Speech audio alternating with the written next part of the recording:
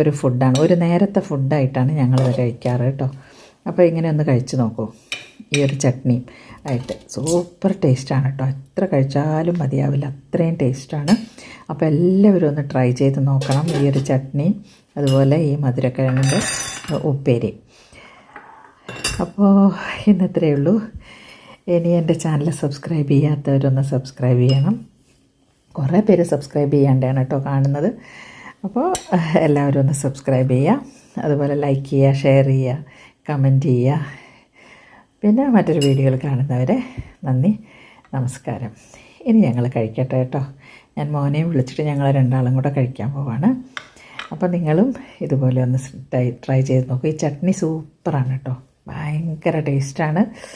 വിരൽ കടിച്ചു പോകും, അത്രയും ടേസ്റ്റാണ്.